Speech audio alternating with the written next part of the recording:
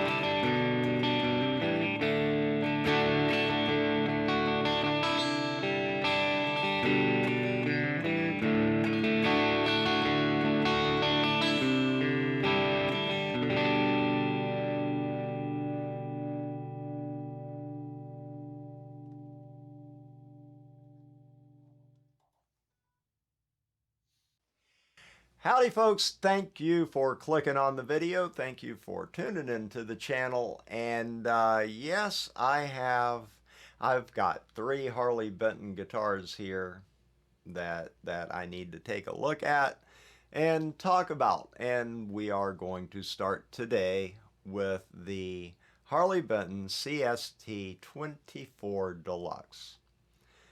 Now, like I said, there's still 2 others, and there's going to be videos on those too. So go ahead and click the subscribe button down below, and of course ring the bell so you get notified. That way you'll know when I do those videos too.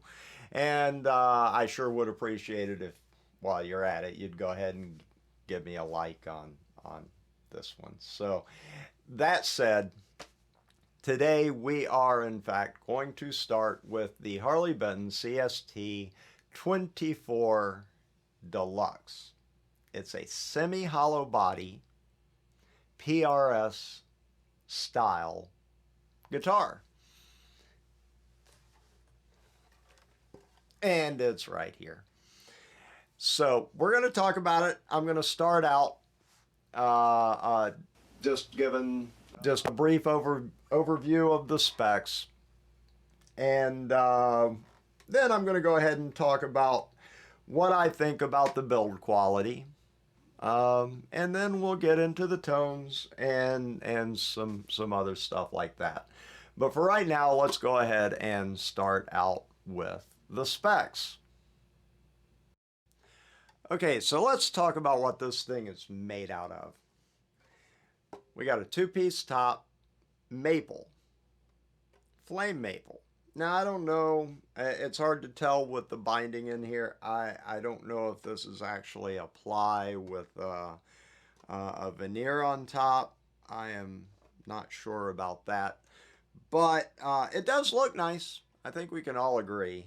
The The Harley Benton guitar finishes do, from what I can tell, they look pretty good. They do a good job on making the finishes look good. So, like I said, two-piece maple top, mahogany body. That's obviously carved out. It is semi-hollow. We have a Jatoba. It's. I think it kind of looks like Palfero, but uh, yeah, that's the fretboard. There's stuff. Actually, even the mahogany, it's a type of mahogany. It starts with an S, and I can't pronounce it, and I'm not going to even try. I'm just going to say mahogany. Same for the neck. Neck is mahogany. Um Tuners are not, they're basically, actually, in fact, I think they are the same tuners that you will find on the acoustic guitar, the CLA-16S that I reviewed. They look like the exact same tuners. DLX, diecast, I think that's what they called it. Also, a little discrepancy in what's actually was listed on the web page. It said all the Chrome hardware is DLX Chrome hardware. However, I will tell you the bridge on this is a one-piece wraparound Wilkinson, and it's adjustable. It's got the two Allen screws here, plus the B and the G string. There's a little Allen screw here that you can loosen and you can move that back and forth. So you have intonation adjustability on this Wilkinson wraparound bridge. Let's see, what else of significance? Oh, graphite nut. I don't know if it's a Graph-Tech nut technically, but it's listed as a graphite nut. So I think if anybody wanted to mod the guitar, one might look to make a bone nut to go there. But and in the pickups, we have the Roswell. They are LAF Alnico 5 pickups in both the neck and the bridge position. Obviously strap locks, input jack on the bottom here, three-way switch, which if you remember, if you saw the unboxing video, you will know that the switch tip got broken off. I'm going to say in shipping, I could not find it anywhere in the box, in all the wrapping and stuff. I never actually found the tip that goes with this, but we'll just say it happened in shipping. Also, to point out, we have, unlike a PRS, and let me get another view here, down here, the inlays on the fretboard are sort of a cross star sort of pattern. I don't know what they actually call it, but it's nice. It's not the PRS Birds of Flight, but, got to be different somehow. And it looks good. I like that. I'm not a big fan of the... I like rosewood and ebony fretboards. They're my favorite. I've never been a big fan of the Palfero kind of chocolatey. It's all right. I like it. It's fine. I just like the really dark ebony, and the dark rosewood is always been my favorite. So I think that pretty much covers it on the specs. So let's go ahead and move on to the build quality.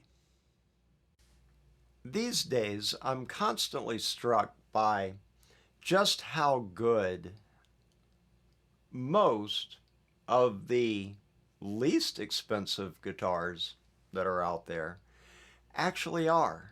Um, when I was a kid, it at least it didn't seem that way.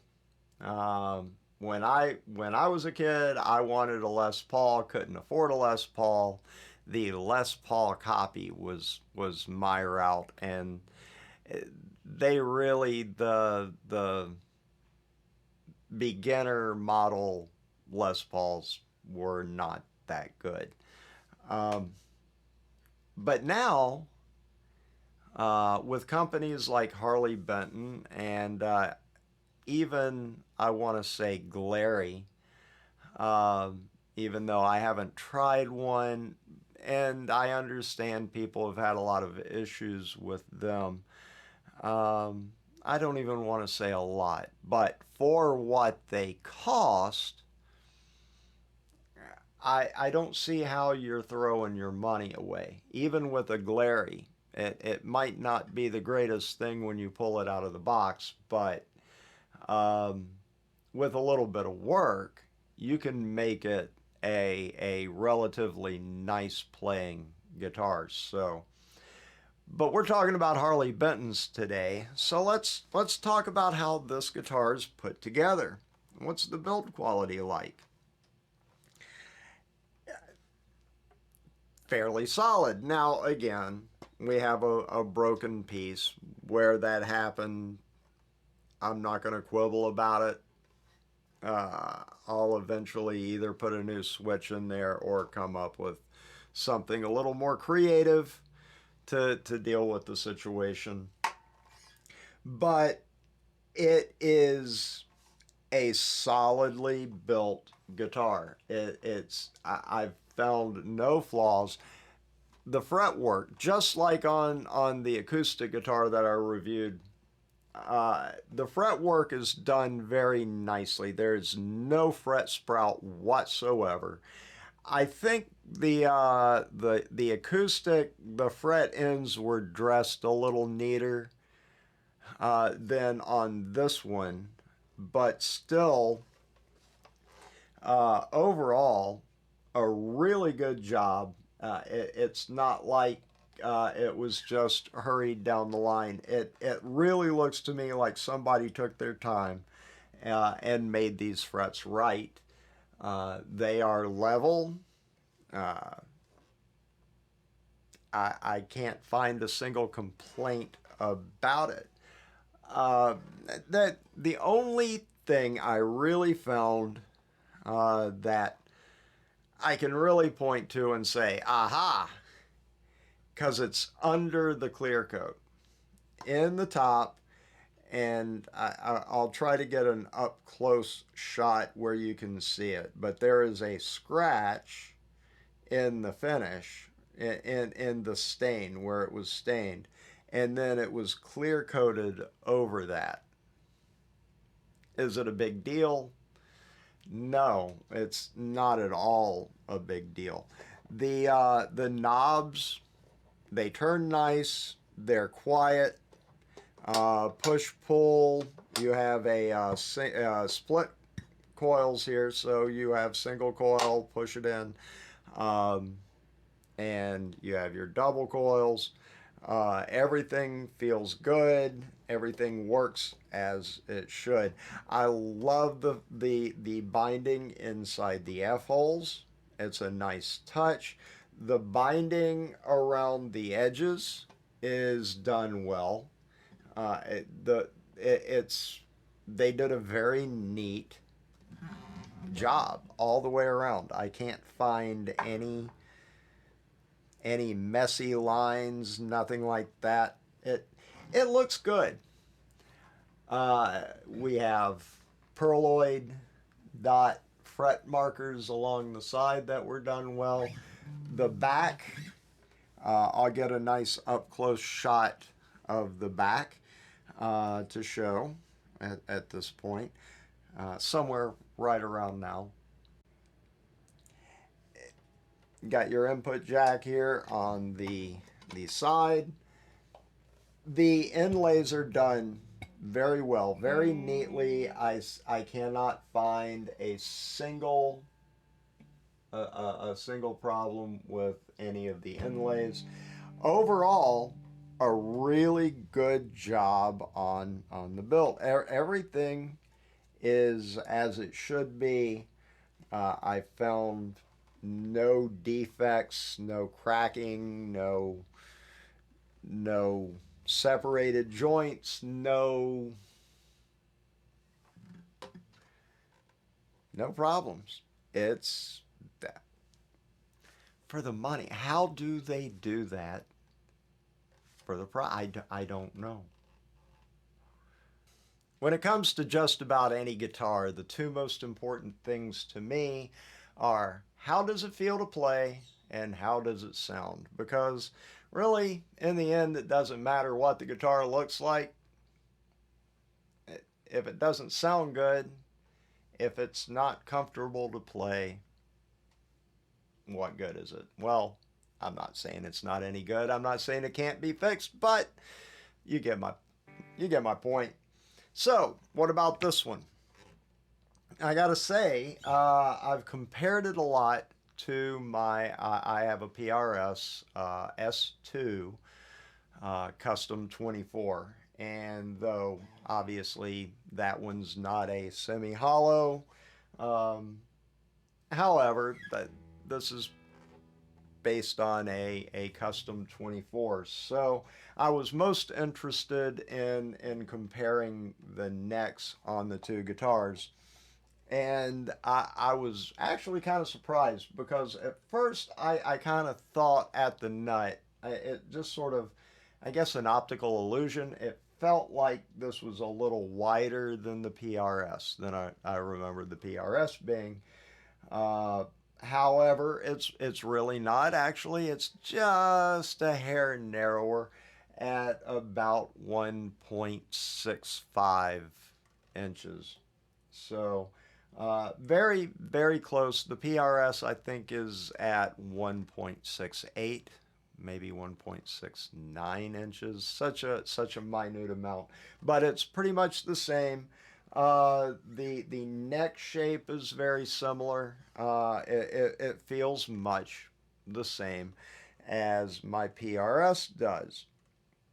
So that really, and as far as the way it feels to play, again, this is, as I sit here right now, this is how this guitar came out of the box. I have made no adjustments on it whatsoever. So that's where the big difference lies because we have a probably, I'm gonna guess, about a 3 millimeter high action at the low E string here. The action is very high on this guitar, and it makes it a tad bit difficult to play. However, I have also noted that as the guitar has settled since it got here from Germany, I do need to make a neck adjustment. There is a bit of relief in this neck that can be taken out. That'll take care of part of the problem, and I'm pretty sure I can take this bridge down lower. So as far as that, uh, I'll be able to give a fairer um, report on how it feels to play once I'm able to do stuff like that. But thus far, I see nothing that's not fixable. So we'll move on to how does it sound. And you know, I'm not sure that the Roswell pickups are the best. I'm not sure. I've never played a Harley Benton that had the Wilkinson pickups back before they started doing the Roswells. I can tell you I'm not super impressed with them, but and that's not to say that they're bad. They're just not.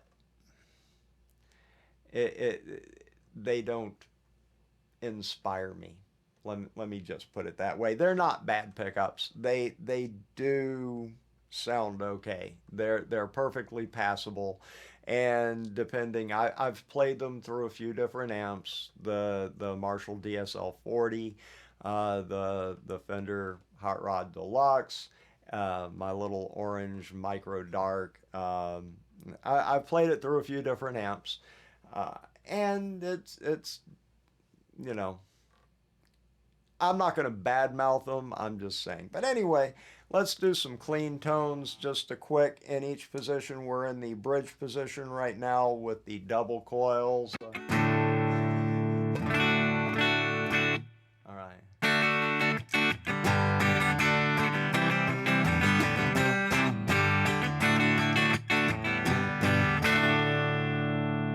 Now let's split the coils in the bridge position.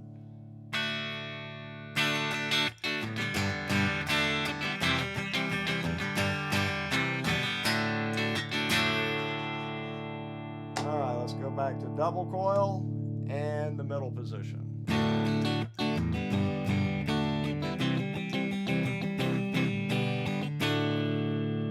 Split the coils.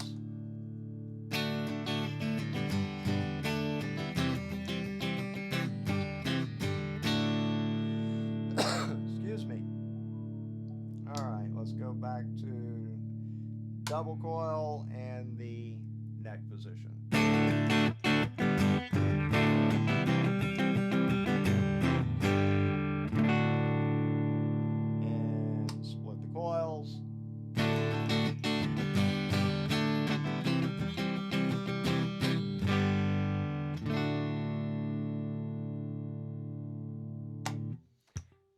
There you have it, run all the way through, and that's, by the way, with the tone knob wide open, volume wide open.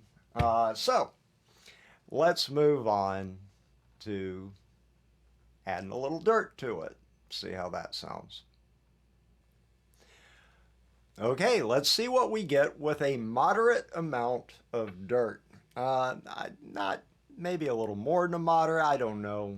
I don't even know how to range that, but let's just say we've got some dirt on here. Let's see how it reacts. We are in the bridge position, and we are in the double coil position.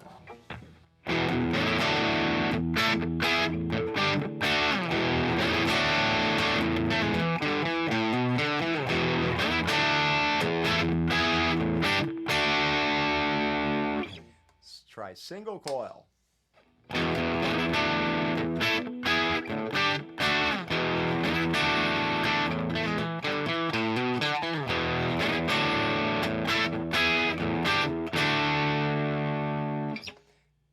Double coil and middle position, both coils.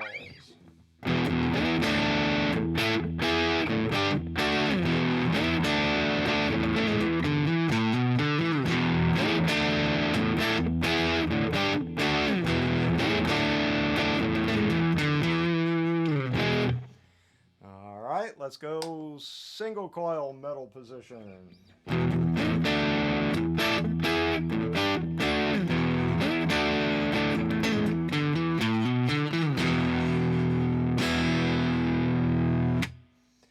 All right, let's go to the neck pickup, double coil.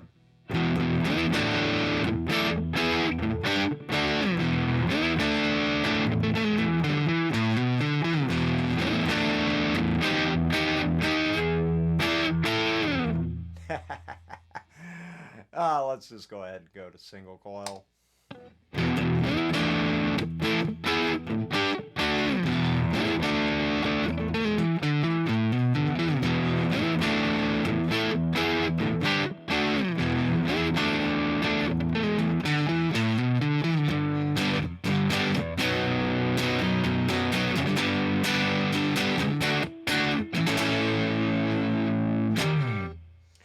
So that runs it through all the positions, and once again, you got your tone knob turned all the way up, volume knob turned all the way up, turned it down now though. So those are your tones. So I'm not going to go any deeper into the tones. You can squeeze a little more out of it playing with your tones and whatnot. Again, I, honestly, I have to admit I was hoping for a little bit better out of the Roswell pickups, um, but I'm not disappointed in them. They don't sound bad. They're not bad at all. I think, however, everyone can agree that one of the best things about Harley Benton guitars is that they are such a good platform for modding. And this guitar is no different. I think with the right set of pickups, and I've got a couple in mind. I'm not going to mention them here. But I think with the right set of pickups and a good setup job on this guitar, it's actually really good. So, as I get into my bottom line here, again, if you're a beginner, there's no reason why this shouldn't be your first guitar. And I guess maybe I don't even know if anybody would even say this, but there might be some who would say don't go with a semi hollow or whatever for your first guitar. I don't know if they're any more delicate or whatnot. And if you're a kid just starting out and you're going to be kind of rough on the guitar, that might be a thing. But either way, as a first guitar, there's no way I would not recommend this. There are some others. Not I don't even know if in the price range. I'm not sure of a guitar that I've seen that I've actually laid my hands on for the right around 200. I think now because of the exchange rate, they're a little bit over that. I think I paid 208 when I ordered this one. I think they might be upwards even over 225 now. Oh, and actually, the last time I looked, they were out of stock, but it did look like they were getting more of them in. So you can go ahead and watch that or go ahead and get on a waiting list. I don't know how that works. But for the money, even at the exchange rate that it is now, remember you're getting it from Germany. I will say this guitar is absolutely worth every single penny that I paid for it. I'm a little disappointed that it was damaged when I got it. Uh, I, but I'm not going to whine about little things like that, especially when it's something I can go ahead and repair myself. So we will just leave that there. It is a good looking guitar. I need to polish it up. I should have done that before doing any of this, but like I said, I'm reviewing these things the way they came out of the box. And well, now I'm reviewing it the way they came out of the box and after I've been playing it for a little while. And I think I've spent enough time playing it to feel pretty confident that it's a good guitar. And I'm looking forward to going ahead and setting this thing up too. I've been waiting to do that until after I finish this review. So uh, that's going to happen real soon. And then I think I'm going to be even happier with it than I am now. So I'm going to leave it there. Once again, I would appreciate it if you would go ahead and hit that subscribe button. I would really appreciate it if you would ring the bell. I would super appreciate it if you would hit that like thumbs up thing and show me a little bit of support. And please, by all means, comment and let me know what you think. So with that, I wish you all a good morning, good day, good evening, afternoon, night, twilight, whatever time it is that you are watching this. I wish you a good one. And hey, let's just all be good. Let's just be good. Take care.